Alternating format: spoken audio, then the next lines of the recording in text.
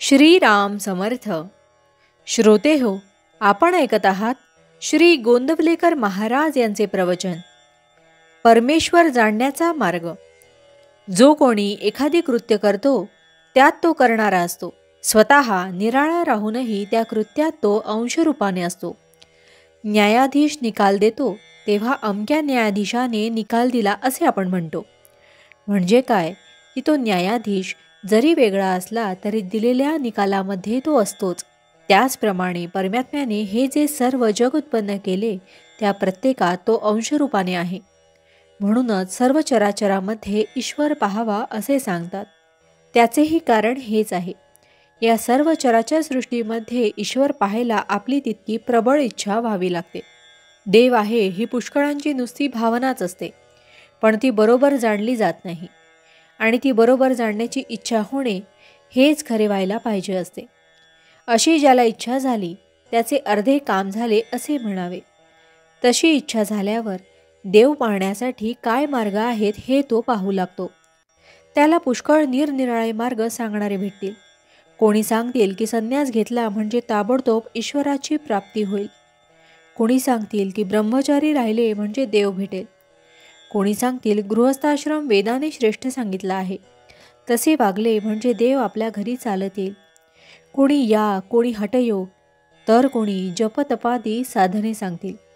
अशा मतामतांच्या गोंधळात आपण काय करावे, तर ज्यांनी तो मार्ग चोखाळला आहे त्यांनी काय केले ते पाहावे.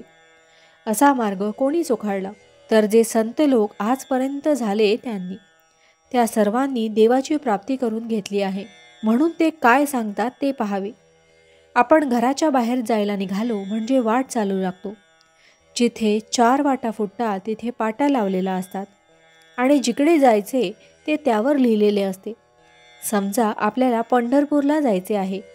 आता केवळ एखादा रस्ता सावलीचा आहे म्हणून त्याच रस्त्याने जाऊ लागलो तर आपण पंढरपूरला पोहोचू का? पंढरपूरचा मार्ग उन्हाचा, म्हणून आपण तो सोडून देऊन सावलीच्या रस्त्याने जावे. तसेच आपले झाले आहे. आपण विषयात आनंद मानून त्यातच रंगून गेलो आहोत आणि त्यामुळे देवाकडे जाणारा रस्ता चुकलो आहोत. म्हणूनच संत सांगत असतात त्या वाटेने जाण्याचा निश्चय करावा आणि तो मार्ग जरी कठीण असला तरी तो देवाकडे जातो हे लक्षात ठेवावे. भावार्थ.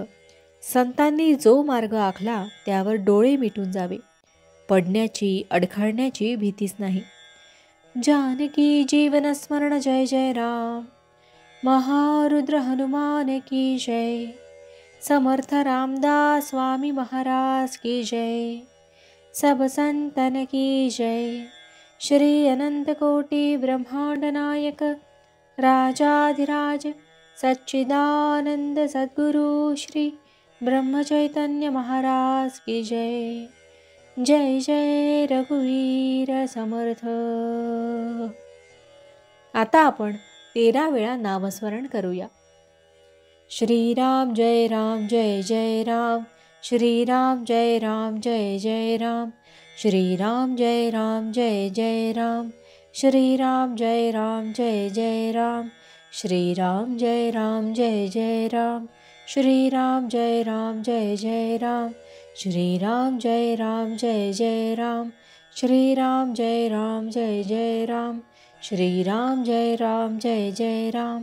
श्रीराम जय राम जय जय राम. श्रीराम जय राम जय जय राम.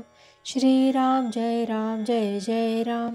श्रीराम जय राम जय जय राम. जय श्रीराम.